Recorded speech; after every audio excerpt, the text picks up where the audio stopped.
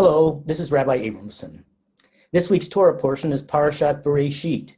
It is the first Torah portion in the entire Torah, the beginning of the book of Genesis, and with this week's Torah reading, we begin our annual cycle of weekly Torah readings. In about a year, we will finish that cycle, reading the end of Deuteronomy, and then start all over again. So this Shabbat is a Shabbat of beginnings, because our Torah portion is all about that. In the beginning. I just reread the introduction and the first chapter of one of my favorite books. It's Nahum Sarna's Understanding Genesis, the Heritage of Biblical Israel.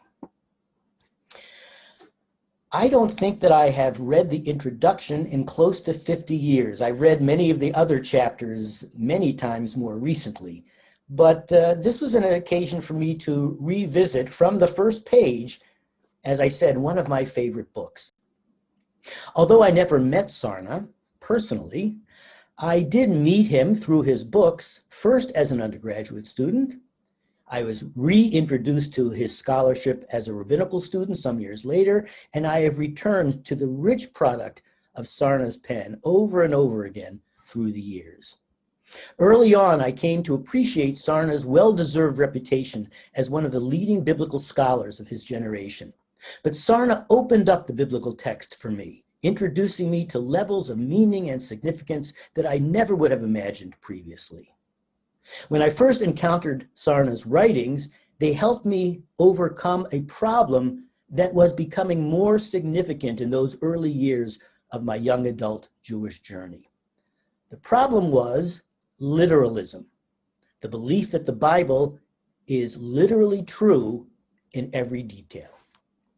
For example, when a biblical passage begins with the phrase, Vaydaber Adonai el Moshe lemor, God spoke to Moses saying, the literalist believes that what follows is a direct quotation, the words that God spoke to Moses.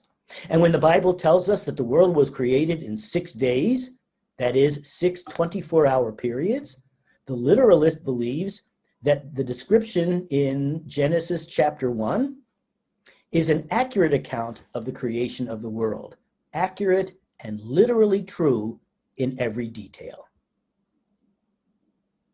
In Christian circles, the literalist perspective is often called fundamentalism, a term that emerged in Protestantism in the late 19th century, one that is often used outside of its original Christian context as well. In Jewish circles, the label that is often used is Orthodox. And surely many, if not most Orthodox Jews today can be described as literalist, believing in the literal truth of every chapter, verse, and word in the Hebrew scriptures, what we Jews call the Tanakh. Now, I didn't grow up as an Orthodox Jew. I received a pretty typical Hebrew school education in a conservative synagogue. And by the time my college years arrived, my unsophisticated theological perspective might have been described as literalism light. I kind of believed in the literal truth of the biblical text. But the more biblical material I learned in those days, the more troubling the biblical text started to become, and especially the biblical creation story, the first chapter of Genesis. You see, for me, the creation in 6 days part was not the greatest problem I had with Genesis chapter 1. Yeah, I know some of the traditionalist explanations, including the assertion that when the Bible spoke of days in the creation story, perhaps it was talking about epochs, large stretches of time, which the Bible euphemistically called days. So when we compared the Bible's description of a 6-day-long process of creation, which occurred only 5,781 years ago, the contemporary scientific assertion that the universe came into existence close to 14 billion years ago, in a process that itself took billions of years to unfold, then the Bible's description might seem to be a naively primitive description of what really happened. The Bible says 6 days, a few thousand years ago. Scientists say over billions of years. But both accounts are saying sort of the same thing.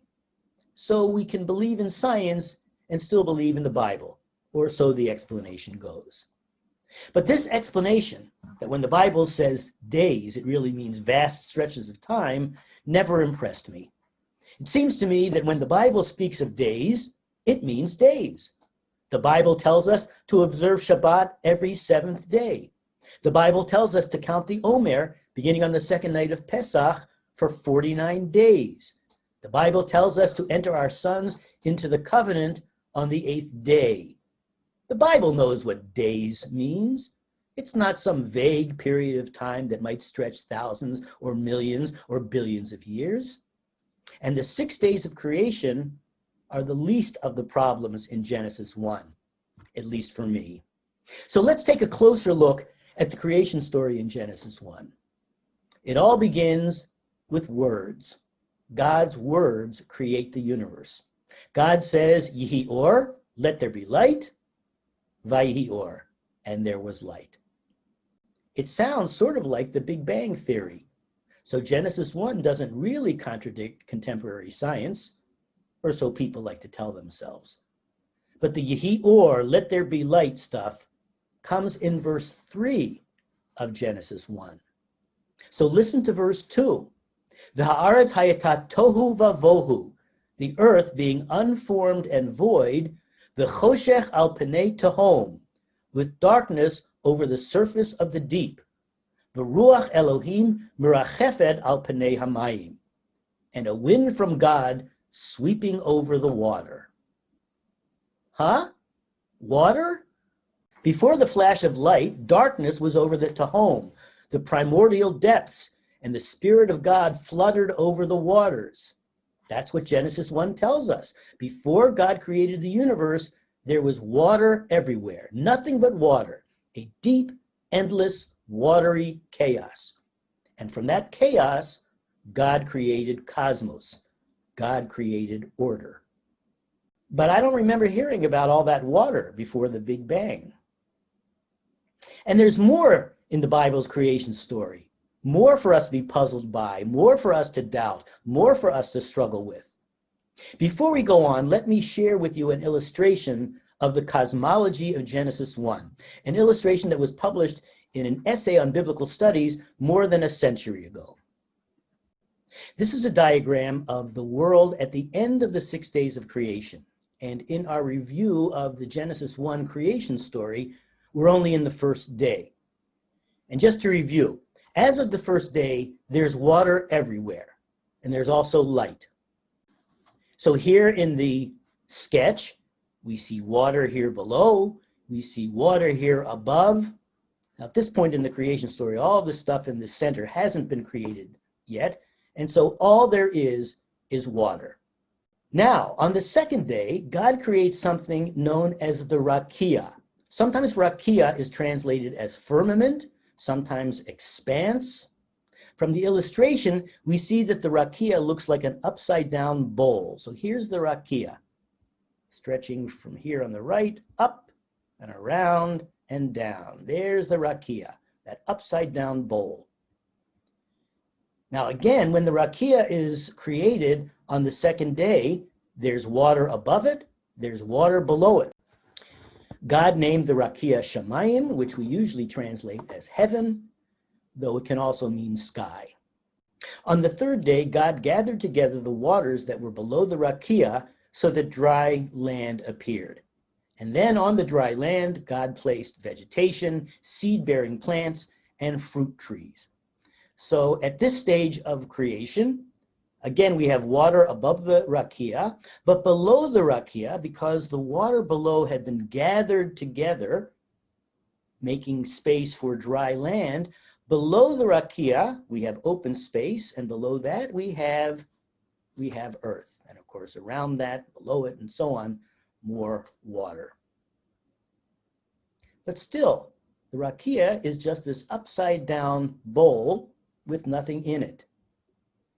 Now, on the fourth day, God put lights in the rakia, one major light, one less major light, and innumerable minor lights.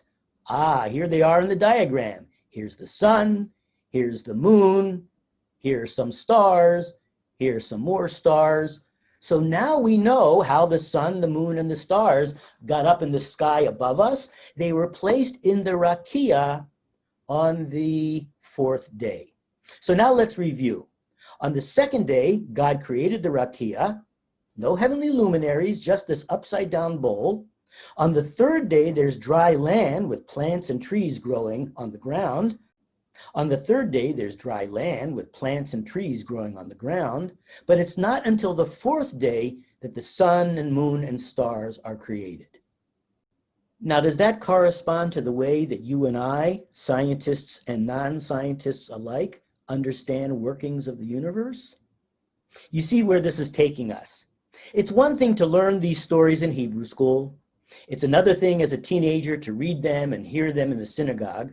But to study Genesis chapter 1 with the focus and growing sophistication of a college student, well, that leads us in the direction of dismissing the Bible's creation story as scientifically ignorant and factually false. For the literalist, the Bible's accounts have got to be literally true. For if not, the entire Bible is a lie. But if the Bible isn't true, how can I revere it? How can I take seriously all the thou shalts and the thou shalt nots? If the Bible isn't true, how can I really celebrate Pesach if I've come to doubt the literal truth of the Exodus stories? If the Bible isn't true, how can I see myself as bound by the commandments, which the Bible tells us God revealed to us at Mount Sinai? But if the stories aren't true, I was in big trouble as an 18 or 20-year-old, a committed Jew, even then dreaming of becoming a rabbi one day, and struggling with some biblical texts that I found implausible, if not absolutely unbelievable. And then Nachum Sarna saved me.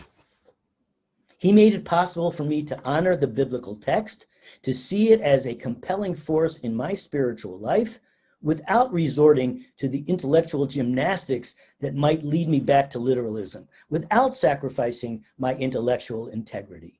Sarna taught me that it is possible to be an enlightened critical thinker and at the same time to believe in the Bible. Sarna brought the disciplined, enlightened tools and knowledge of the contemporary critical scholar to his explication of the biblical text. Thanks to modern archaeology, Sarna and his fellow scholars had at their disposal a growing body of ancient Near Eastern literature. And with a growing understanding of the context in which the religion of Israel emerged, the cultural, religious, literary milieu in which our tradition developed, Sarna and his colleagues saw many, many parallels between the Bible and other ancient Near Eastern religious literatures, and even more significantly, many contrasts between the two. This book, Understanding Genesis, helped me to understand that the religion of Israel, which evolved in what today we call Judaism, was the greatest religious revolution that the world has ever seen. The religion of Israel was first and foremost a revolution against the paganism of the ancient Near East, and the Bible is a polemic against ancient Near Eastern paganism. I've got to tell you that before I read Sarna, I never quite understood the significance of monotheism, the belief in one God. I'd learned in Sunday school the story of Abraham breaking his father's idols, so I understood why idolatry was wrong, worshiping wood and stone statues, come on. But I didn't quite get what was wrong with polytheism, the belief in many gods. Was it just arithmetic? Is the notion of one God really better than the notion of 5 gods, or 20, or 100? But it was Sarna and others who helped me to understand and appreciate why Israelite monotheism was so significant, thousands of years ago and today as well. So let me share with you some of Sarna's insights into Genesis 1, the creation story, which, as I explained, troubled me so much back in the day. Sarna begins by convincing his readers that one doesn't need to be a literalist in order to be a believing Jew. that one doesn't need to believe that every detail of the biblical narrative is literally true. On the contrary, Sarna argues that one ought not to strive to be a literalist. The literalist approach, Sarna wrote, serves to direct attention to those aspects of the narrative that reflect the time and place of its composition, while it tends to obscure the elements that are meaningful and enduring, thus distorting the biblical message and destroying its relevancy. Or to put it another way, if you get bogged down in the question of literalism, is this story literally true or not, you risk missing the forest for the trees. But Sarna's most significant contribution to our understanding of Genesis 1 comes from his contrasting our creation story with a Babylonian creation epic known as Enuma Elish. As I share with you some of the details of this creation story, try to notice the parallels between it and Genesis 1, and also try to notice the differences, the contrasts. Sarna's description begins by telling us that, according to Enuma Elish, before the formation of heaven and earth, nothing existed except water. Sounds familiar. This pre-creation water everywhere reality was identified with a god named Apsu, who was the male personification of the primeval sweetwater ocean, and his mate, a goddess named Tiamat, the primordial saltwater ocean, represented as a ferocious monster. Do you remember the biblical name of the deep, watery chaos that preceded creation? Tehom, which not coincidentally sounds very similar to Tiamat, the name of this saltwater ocean goddess. Well, Apsu and Tiamat mate, and eventually they have many children. Time passes, and after a while, their rambunctious children start to disturb Apsu and Tiamat. So what do the annoyed parents decide to do? What do normal parents do when annoyed by their children? Apsu and Tiamat decide to kill their children, of course. Fortunately for the children, the parents' murderous plan is thwarted by one of their children, Ea. Subsequently, Tiamat plans her revenge, organizing her forces for an attack on the gods. But another one of their children, Marduk, leads the children in battle against their mother. Oh, by the way, the hero of the Purim story, Mordechai, got his name from this Babylonian god, Marduk. But that's the topic of another discussion entirely.